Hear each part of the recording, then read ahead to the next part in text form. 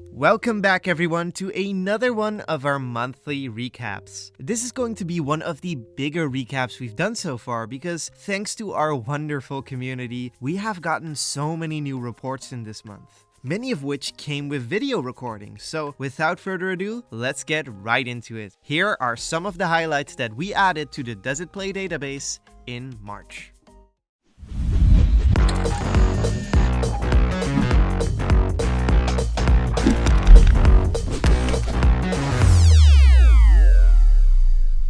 We have had a slew of new Resident Evil games added to the database. So many in fact that we won't be able to cover all of them, but rest assured, pretty much all of them fared incredibly well in our tests and required no download at all. Including the new Resident Evil Requiem, although DLS 5 is sadly not included with the disc build.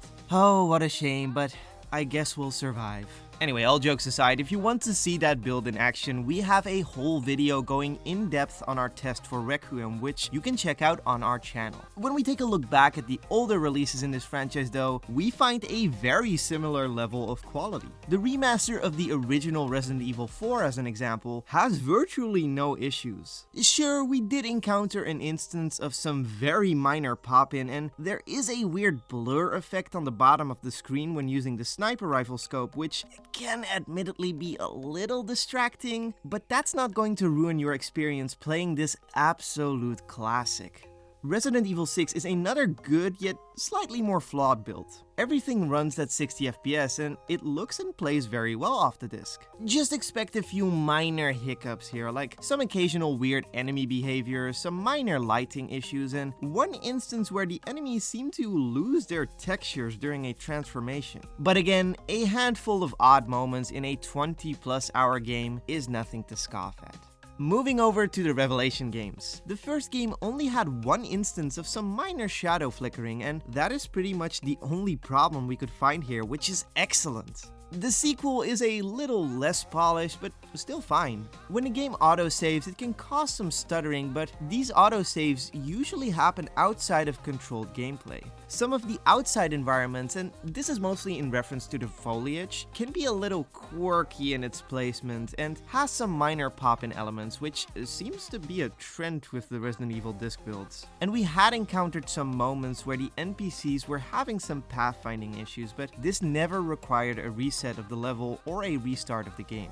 Nothing here made us consider a yellow score, and aside from some missing DLC in their gold releases, Capcom has treated their disc builds of the Resident Evil games very well. The Dark Forces remaster has been freed from the clutches of limited run games and now has a standard widely available physical release on Switch with an excellent cartridge build to boot. It looks great, runs flawlessly, and we are overall extremely happy with it. The only minor issue we encountered was an achievement unlocking before we had actually, achieved it. But that's no reason at all to avoid this release. It's a great physical release for this game, and we're so happy it's so accessible now. We're kinda on a roll right now with really good physical releases, so let's keep that train going with Snufkin Melody of Moomin Valley. This incredibly charming game has an incredibly good cartridge build on Switch to go alongside it. We did encounter some minor moments of lag, but we did also do this test on a base Switch 1 system, and those frame rate dips could disappear when played on a Switch 2.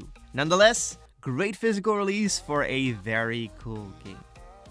Let's take a step back and take a look at a disc build that is still good, but isn't as refined as the last two releases we've taken a look at. Nobody Wants to Die is slightly janky despite being fully playable off the disc. Some minor spoilers here, but there is a progression blocker in the final chapter that we encountered on multiple playthroughs. Thankfully, it is easy to fix by reloading the save file, but it is definitely an issue worth mentioning. There are also some areas in the game that suffer from minor performance issues, but the strangest issue was when we tried to load our game after completing the first playthrough, got an error message, and a second empty save file showed up that would load nothing but the in-game UI. Thankfully, reopening the game fixed this issue, but it is a bizarre problem nonetheless. It's still a solid disc build though, some very strange oddities aside. We feel comfortable enough recommending it since nothing here made us say a download was required.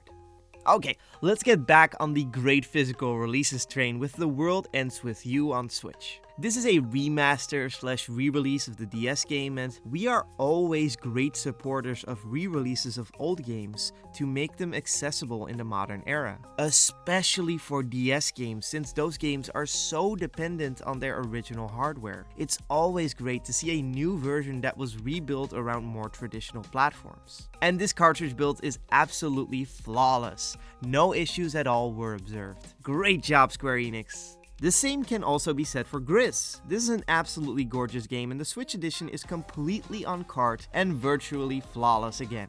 It even has version 2.0 on the cartridge, which is always such a treat.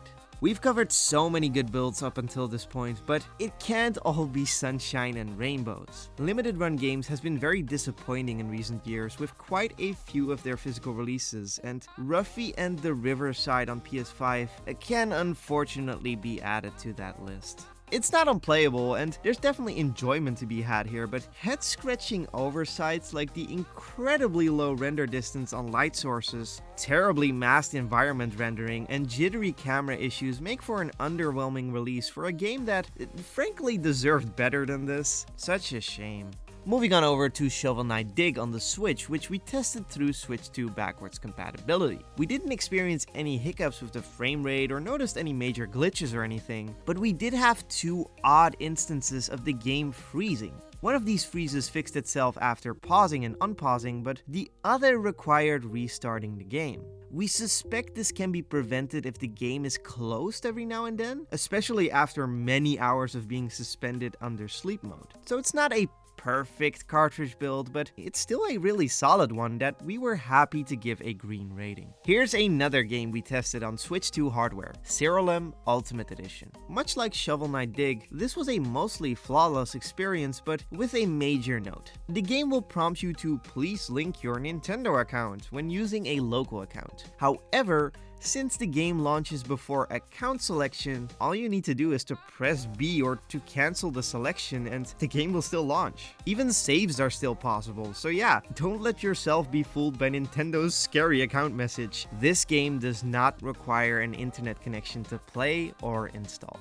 And let's end things off with Ion Fury on Switch. This is one of those golden releases that have both the base game and the DLC included on the cartridge, which always feels like Christmas to us. There is an issue where the game does suffer a bit from micro freezes when autosaving, and one time where the game was left running when the console was put to sleep, which caused a dim screen and a non-functioning right stick when opening up the game again, but that was quickly fixed when pausing and unpausing the game. Overall, an excellent release to cap off an excellent run of builds. Because we get so many additional reports to our database every month, we won't have time to go over each and every single one of them. So for a full written report on these games, as well as the ones we couldn't fit in this video, you can check out the database for yourself over at DoesItPlay.org. And if you don't want to miss any tests or just simply want to support our video creation efforts, our Patreon is the best place to do that. Click the link in the description to learn more. Which of these games did you pick up, or are you planning to pick up?